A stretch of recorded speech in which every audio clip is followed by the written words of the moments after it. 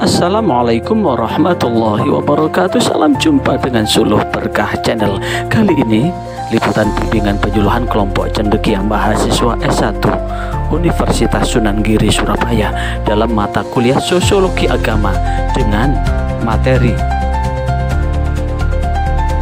Sosiologi Ritual Keagamaan. Bagi Anda yang baru bergabung dengan channel ini, jangan lupa subscribe, like, dan share, serta komen untuk keberlanjutan dari tali silaturahmi kita. Selamat menyimak dan menyaksikan. Melaksanakan kuliah apa? Kuliah Sosiologi Agama. Ini pertemuan yang keberapa ini? Pertemuan yang keberapa? Pertemuan keempat apa kelima ini? Pertemuan keberapa? Pertemuan keempat ya. Pada pertemuan yang keempat ini saya kebagian menyampaikan dan mendiskusikan sosiologi ritual keagamaan. Sekali lagi, sosiologi ritual keagamaan. Kalau sosiologi itu adalah ilmu tentang kemasyarakatan. Ritual dari kata ritus. Ritus adalah rangkaian penghambaan manusia kepada Tuhannya. Sekali lagi, ritual itu dari kata ritus. Ritus itu dari penghambaan seorang hamba kepada Tuhannya. Sehingga berbicara tentang ritual keagamaan bukan hanya ritual keagamaan yang ada di dalam Islam, tapi ritual keagamaan ada juga di agama lain, yaitu Kristen, Katolik, Hindu, Buddha, Konghucu, bahkan aliran kepercayaan yang ada dalam masyarakat itu pun ada namanya ritual keagamaan. Ritual keagamaan itu menyadarkan bahwa sesungguhnya manusia itu lemah. Sekali lagi, adanya ritual keagamaan menyadarkan bahwa sesungguhnya manusia itu lemah. Manusia butuh sandaran.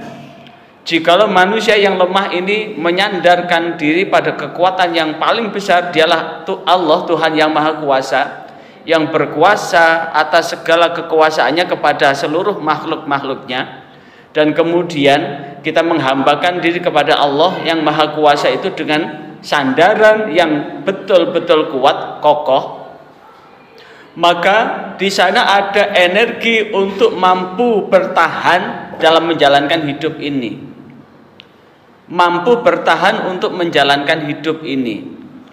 Nah, pada kesempatan ini materi ini akan kita bagi dalam 4. Yang pertama, kita akan membahas makna sosial dari ritual keagamaan itu apa. Kemudian jenis-jenis ritual keagamaan itu apa saja. Kemudian ritual keagamaan dalam berbagai tradisi itu bagaimana, dan bagaimana ritual dan integrasi sosial. 4 ini yang akan kita diskusikan. Sebelum kita mendiskusikan 4 ini, saya kasih pengantar materi secara cepat, skimming, untuk betul-betul masing-masing perlu untuk mengkonsentrasikan diri. Kemudian nanti akan kita diskusikan sesuai dengan fenomena-fenomena dalam kehidupan kita sehari-hari. Terkait dengan yang pertama, makna sosial dari ritual keagamaan, bahwa ritual keagamaan ini memiliki banyak makna sosial. Sekali lagi, ritual keagamaan ini memiliki banyak makna sosial, mulai dari bahwa dengan ritual keagamaan itu akan mempererat hubungan sosial, hubungan manusia dengan manusia yang lain, bisa memperkuat solidaritas, hingga dapat menjaga tradisi dan nilai budaya. Kita sebagai muslim, maka ritual keagamaan apa yang bisa mempererat hubungan sosial? Yaitu sholat. Pertama kali yang akan Allah adili pada hari kiamat, sholat. Pertama kali yang akan dihitung dan dilihat oleh Rasulullah, sholat. Kenapa? Manusia pertama yang diberi kenikmatan, yang diberi kesempatan untuk bangkit dari alam barzah pertama itu adalah baginda Muhammad. Manusia pertama kali yang diizinkan untuk bersujud, manusia pertama yang bersujud kepada Allah saat dibangkitkan dari alam barzah itu Rasulullah Muhammad. Orang pertama kali yang mengangkat kepala itu adalah Rasulullah Muhammad. Tapi saat Rasulullah mengangkat pertama kali, Rasulullah melihat ke depan, ke kanan, ke kiri, dan ke belakang. Sepanjang Rasulullah melihat dengan putaran 360 derajat itu adalah mencari umatnya. Jadi Rasulullah mencari umatnya. Umat yang dicari itu adalah umat Rasulullah. Jadi manusia yang bisa memberikan syafaat itu hanya Rasulullah. Yang bisa memberi pertolongan kepada umatnya hanya Rasulullah, bukan nabi yang lain. Lah, saat itulah yang kemudian apa yang dilihat pertama? Yang dilihat pertama adalah ghurran muhajjalin. Ghurran muhajjalin adalah sinar yang bersih, apa itu, cahaya yang bersinar terang sekali dari apa? Min atharil wudu. Dari min atharil wudu, dari sisa-sisa wudu. Kenapa wudu? Karena disitulah yang menjadikan bahwa sholat adalah pertama kali yang akan diperhitungkan dan diadili oleh Allah. Jika sholatnya baik, baiklah amal yang lain. Jikalau sholatnya rusak, rusaklah amal yang lain. Namun sholat yang diawali dengan takbiratul ihram dan diakhiri salam, takbir itu berarti menyatakan diri bahwa Allah maha besar. Kalau Allah maha besar, maka tidak ada hak bagi manusia untuk sombong, angkuh, takabur. Karena yang punya hak untuk takabur, mutakabirin itu hanyalah Allah. Allah maha sombong. Mutakabir, Allah maha sombong. Yang boleh sombong itu hanya Allah. Manusia tidak boleh sombong. Nah, manusia yang sangat lemah, yang kemudian sepanjang rangkaian gerakan dan bacaan itu semua adalah berisi doa, puja dan puji kepada Allah. Namun diakhiri dengan salam. Salam ke kanan dan salam ke kiri. Yang kalimatnya adalah assalamualaikum, salam sejahtera buat kamu semua, warahmatullahi, rahmat Allah pun buat kamu semua, wabarakatuh, keberkahan Allah pun buat kamu semua. Di awal dengan takbir, diakhiri dengan salam adalah janji di dalam hati ini bahwa kita akan menebarkan kedamaian, mendoakan rahmat dan keberkahan kepada siapapun yang kita temui di hadapan kita dan di sebelah kanan kita. Disempurnakan salam ke kiri, mendoakan keselamatan, rahmat dan keberkahan kepada siapapun yang kita temui di sebelah kiri kita dan belakang kita, sehingga kemanapun orang-orang yang sholatnya baik, maka dia akan menebarkan keselamatan dan kedamaian kepada siapapun. Maka inilah yang ada hubungannya dengan hubungan sosial, bahwa sesungguhnya manusia itu hidup bukan makhluk individual, tapi manusia itu hidup adalah sebagai makhluk sosial. Dan manusia itu butuh manusia yang lain. Makanya kalau kemudian ada orang yang petentang-petenteng, adigang, adigung, adiguna, sopo sira, sopo ingsun, maka ini adalah bukanlah manusia. Contoh, ada orang bludas-bludus, orang kemudian mengatakan, wong kok bludas-bludus kayak wa? Wong kok bludas-bludus kayak wa? Wa itu apa? Wa? Wong kok bludas-bludus kayak wa? Wedus. Wedus itu manungsa apa hewan? Jadi kalau ada orang bludas-bludus, apa itu bludas-bludus itu?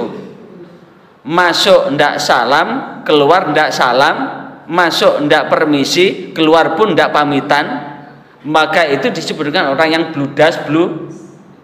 Berarti kalau kita ini adalah manusia, supaya kita tetap disebut manusia, harus memanusiakan manusia yang lain. Ketika ada manusia tidak memanusiakan manusia yang lain, maka manusia lain menganggap bahwa dia bukan manusia. Tadi dalam ungkapan Jawa, orang yang bludas-bludus itu sebutannya adalah wedus. Wedus itu kambing yang sebentar lagi mau disembelih untuk apa? Idul Adha. Maka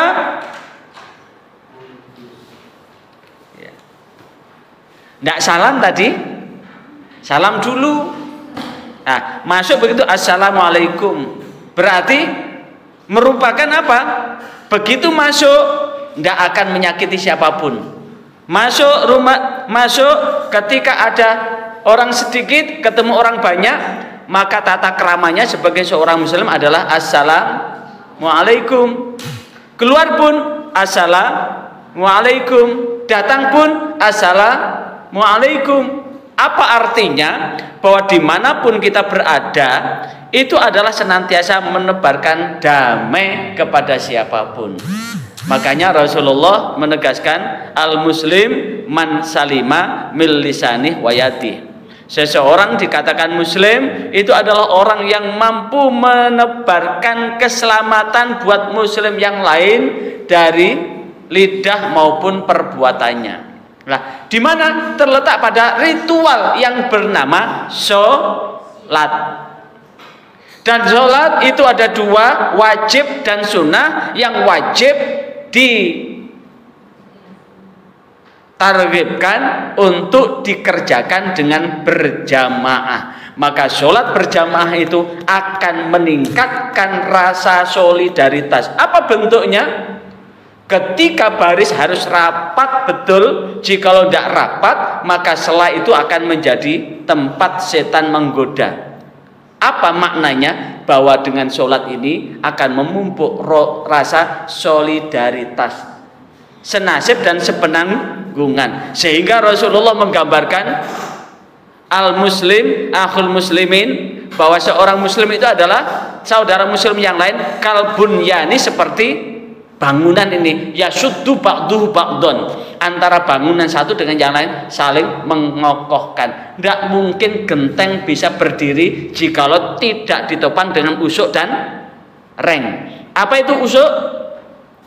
Kayu yang besar yang vertikal. Reng itu apa? Kayu kecil yang horizontal, di mana yang usuk ini menyangga reng ini menyangga genting. Tapi usuk dan genting tidak akan bisa nempel di atas jikalau tidak ada usuk dan reng. Usuk dan reng tidak bisa nempel jikalau tidak ada blandar. Tahu blandar? Kayu yang lebih besar, termasuk kuda-kuda itu. Termasuk kuda-kuda. Kemudian blandar itu tidak akan bisa tegak jikalau tidak ada dinding, tidak ada pilar. Pilar pun tidak bisa tegak jikalau tidak ada pondasi. Maka manusia sosial itu adalah manusia yang memiliki ketergantungan dengan manusia yang lain. Makanya kalau kadang-kadang orang hanya mencari untung di tengah penderitaan orang lain, maka sebetulnya dia bukan manusia. Itulah makna ritual sebetulnya. Orang semakin soleh secara ritual, maka akan soleh secara sosial. Hingga ritual itu akan menjaga tradisi dan nilai budaya. Karena segala sesuatu dilakukan berulang-ulang, maka itu akan menjadi sebuah tradisi. Berlebaran itu adalah bagian dari tradisi. Tradisi ini adalah nilai syariat, nilai ritual yang dilakukan berulang-ulang sehingga menjadi tradisi. Bukan hanya itu, bahwa ritual ini berfungsi sebagai media apa? Media komunikasi antara seorang hamba dengan Tuhannya, antara manusia dengan Allah yang Maha Kuasa, sekaligus memperkuat identitas kelompok masyarakat.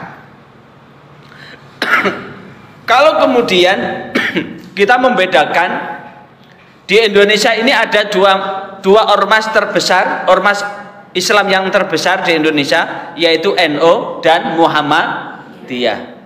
Ada yang memperkuat identitas masing-masing dalam penetapan 1 Ramadan, 1 Syawal.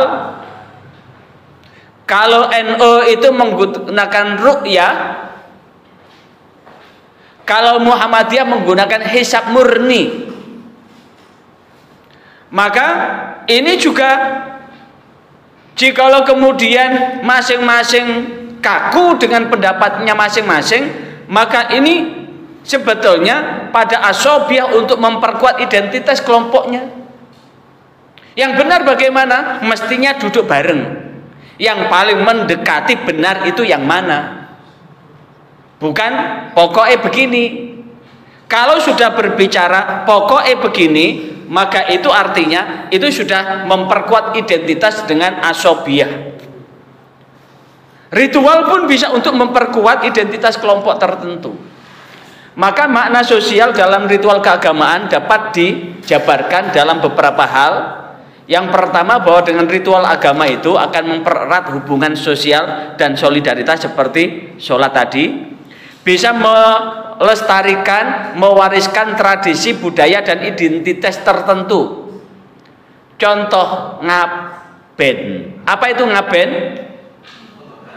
Pembakar mayat yang dilakukan oleh Hindu Bali.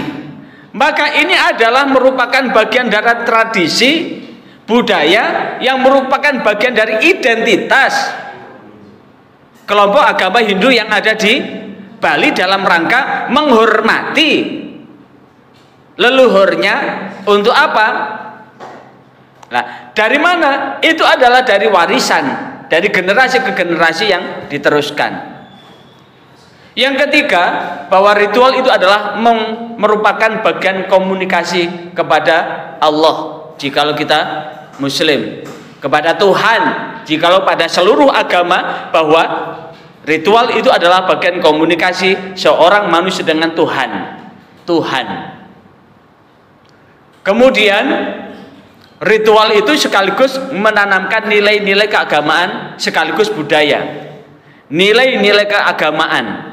Karena bagaimanapun juga bagian yang diatur dalam ritual itu adalah bagian dari nilai spirit agama yang sekaligus jika dilakukan berulang itu akan menjadi budaya. Kemudian memperkuat identitas kelompok, menciptakan keharmonisan menghadapi peristiwa penting. Misalkan orang hamil, ada ritualnya. Apa ritual orang hamil itu?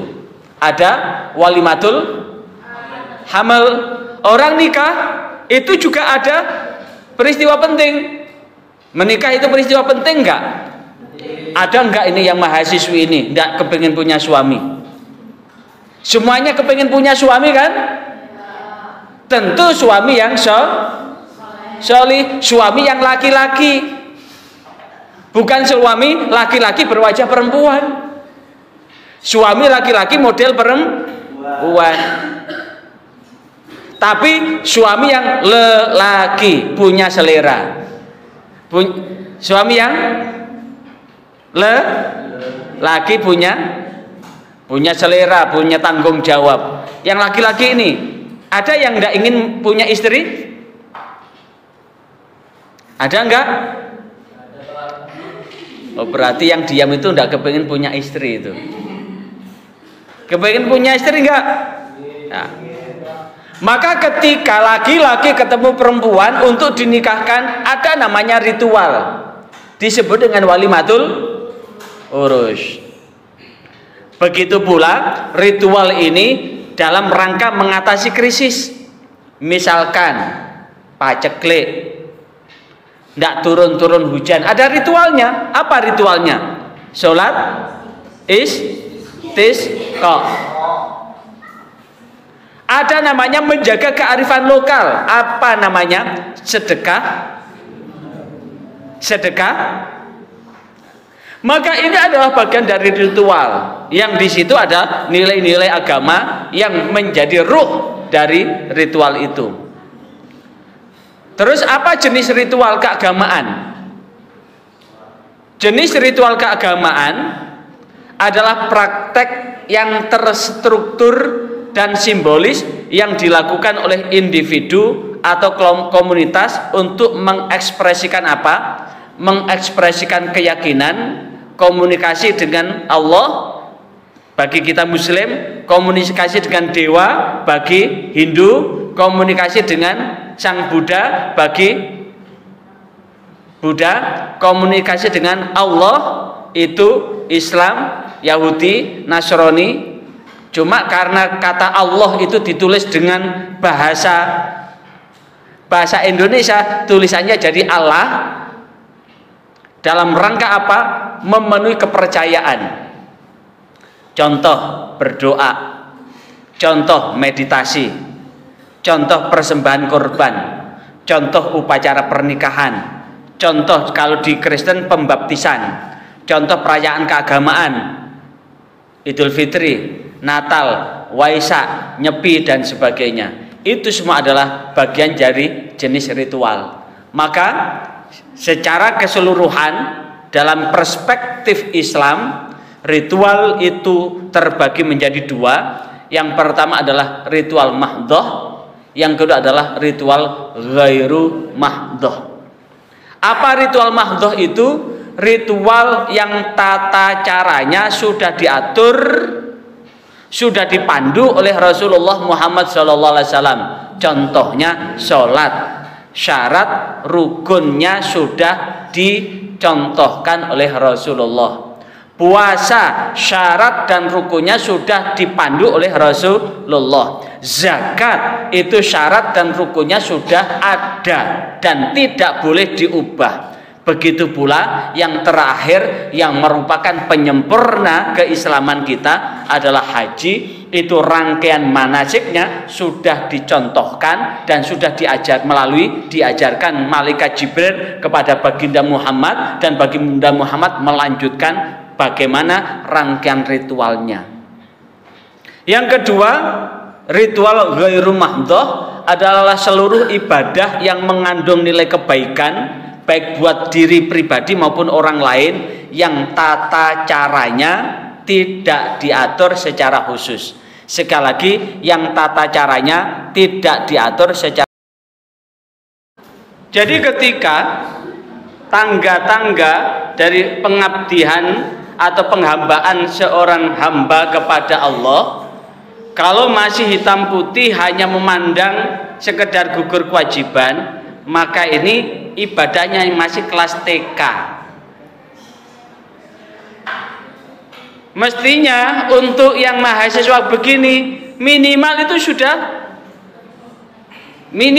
sudah ketorikoh, sudah istiqomah apa yang dilakukan.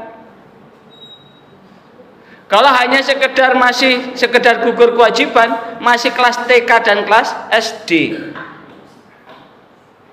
Maka tentu supaya tidak terkungkung dalam ritual yang kosong, maka usahakan setiap apa yang dilakukan ini berusaha untuk dinikmati, dirasakan. Maka tentu segala sesuatu yang dirasakan itu akan keluar maziahnya. Kemudian yang ketiga adalah ritual keagamaan dalam berbagai tradisi. Ritual keagamaan dalam berbagai tradisi adalah bagaimana bahwa ritual keagamaan dalam berbagai tradisi adalah serangkaian tindakan simbolik dan bermakna yang dilakukan oleh suatu komunitas atau individu untuk mendekatkan diri kepada Tuhan, memohon keberkahan Tuhan, atau merayakan peristiwa penting. Kalau tindakan simbolik dan bermakna yang dilakukan oleh satu komunitas, maka ketika dalam Islam ada namanya sholat, ada namanya zakat, ada namanya puasa, ada namanya haji, adalah rangkaian tindakan yang simbolik. Sholat adalah rangkaian tindakan simbolik yang diawali dengan takbiratul ihram. Kemudian setelah takbiratul ihram berdiri, setelah itu ruku, i'tidal, sujud, duduk di antara dua sujud, sujud lagi. Kalau rakaat kedua di sholat zuhur, asar, maghrib, isya, subuh ada tahiyat. Kalau di sholat maghrib rakaat ketiga ada tahiyat akhir.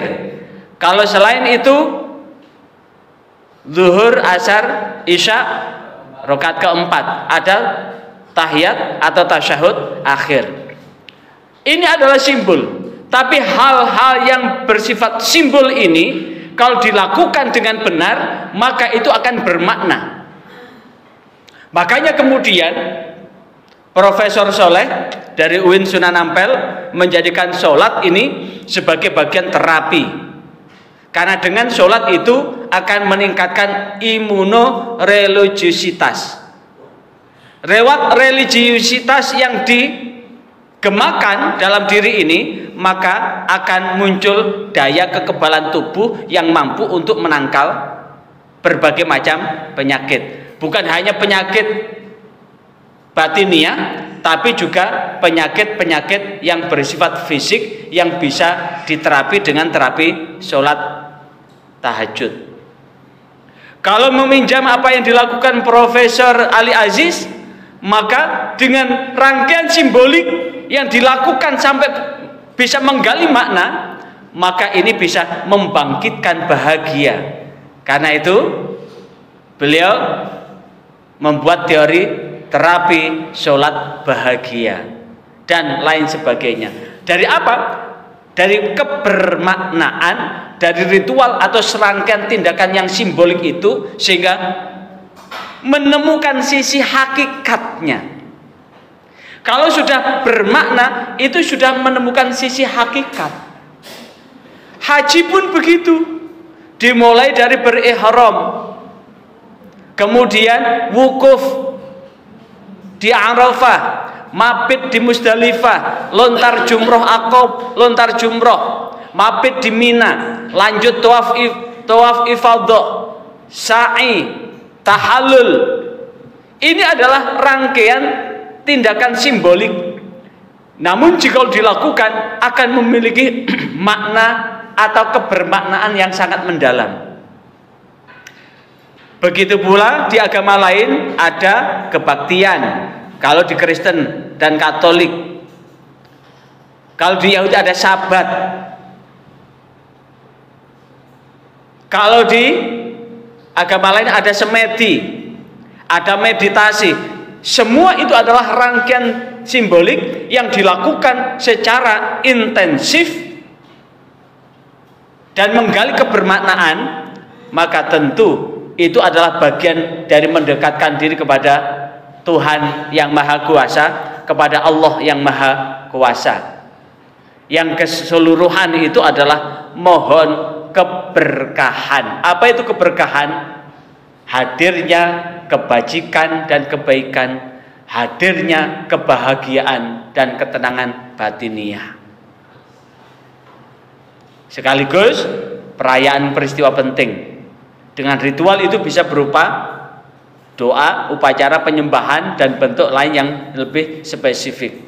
Maka di Islam ada sholat, puasa, zikir, tahlil, yasinan, selamatan, halal bihalal, syawalan, dan sebagainya. Dan ini ibadah yang mahdhah maupun ghairu mahdhah. Yang mahdhah apa? Sholat, puasa, haji. Yang ghairu mahdhah apa? Zikir, selamatan, halal bihalal, itu ghairu mahdhah, yang mengandung nilai kebaikan. Kalau di Kristen ada baptis, berarti baptis itu adalah pengikraran akan kekristenan seseorang.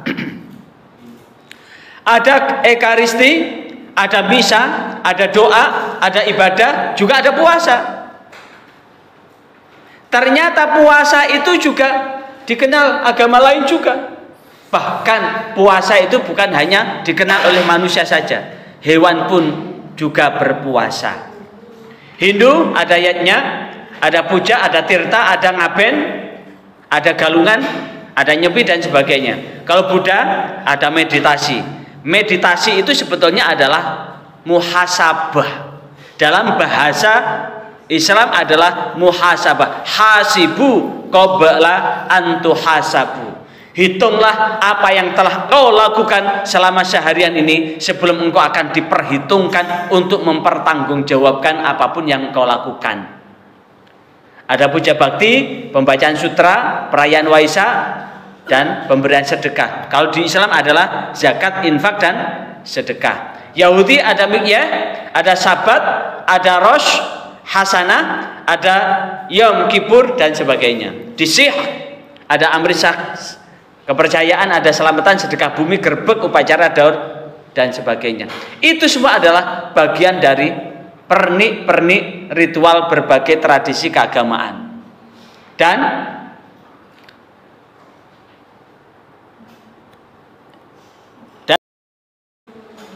yang keempat, ritual dan integrasi sosial.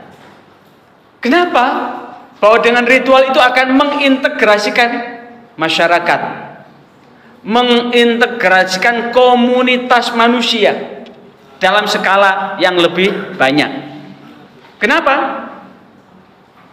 Karena ritual itu sering berperan penting dalam integrasi sosial. Contoh, ketika kita mau berpuasa, supaya puasa kita ini menjadi sempurna, maka hilangkan dusta di antara kita. Bagaimana cara menghilangkan dusta di antara kita? Saling meminta dan memberi maaf.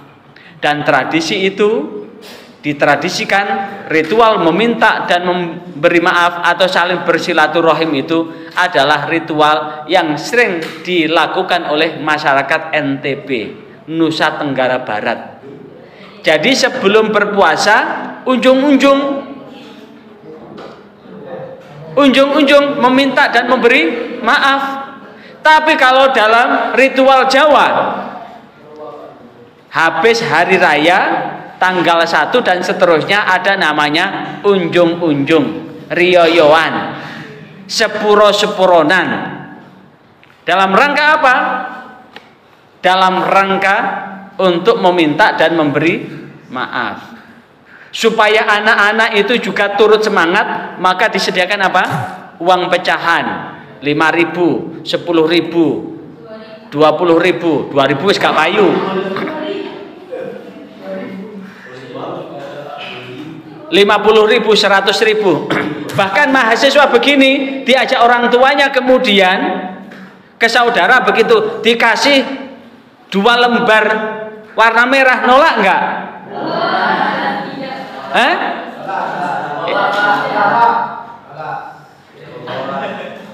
Misalkan dikasih 2 lembar begini, nolak enggak?